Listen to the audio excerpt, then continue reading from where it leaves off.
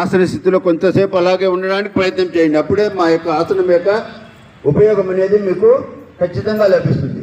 దీన్ని ఆసన స్థితి అంటారు. 1 2 3 4 5 6 7 8 9 10. Very good. నెమ్మదిగా చేతులు కిందకి దించండి. ఈ యొక్క నర్వ్స్ అన్నీ కూడా ఫ్రీ అయ్యి నెక్స్ట్ మనం చేసే ఆసనాస్కి చాలా మీకు ఎటువంటి ఇబ్బంది లేకుండా ఉంటుంది. మరొకసారి నెమ్మదిగా తలని వెనక్కి తీసుకెళ్ళండి. నెమ్మదిగా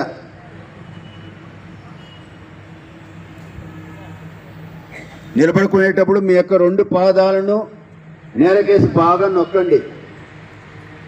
వెయిట్ మొత్తం 2 కాళ్ళపైన ఉండాలి. నెమ్మదిగా ముందుకు తీసుకురండి. గాలి వదులుతూ గాలి పీల్చుకుంటూ వెనక్కి తీసుకెళ్ళండి.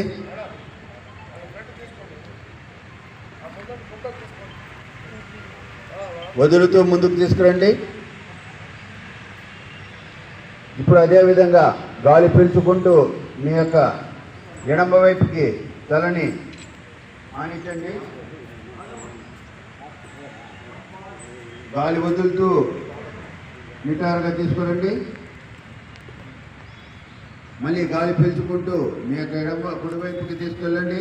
నెమ్మదిగా ముందుకు వంగండి. వంగేటప్పుడు నెమ్మదిగా వదండి. బాడీ వెయిట్ మొత్తము ముందరకు వదిలేయద్దండి. హెడ్ పైకి నడుము మీద ప్రెజర్ పడుతుంది. నెమ్మదిగా తీసుకురండి. నడుముని వెన్నెముకని స్ట్రాంగ్గా పెట్టుకోండి. మోచేతులు వంచద్దండి మేడం. నిటారుగా పెట్టండి.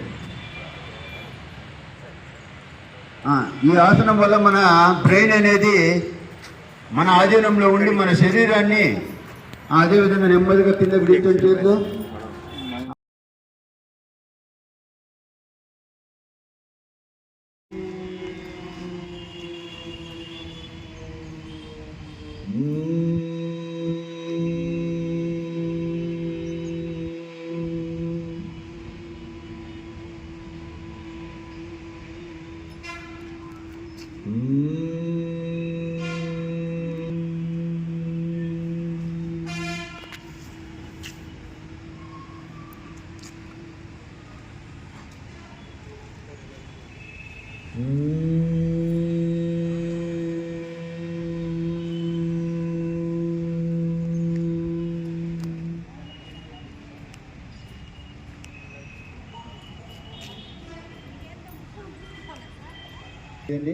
మోచేతులు ఉంచండి మేడం.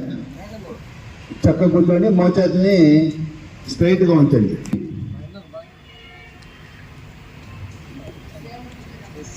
శ్వాసను వదలండి. శ్వాస తీసుకోండి. శ్వాసను వదలండి.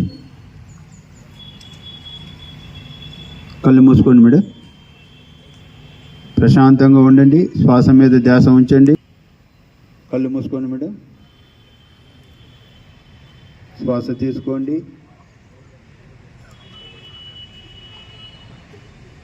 వదలండి.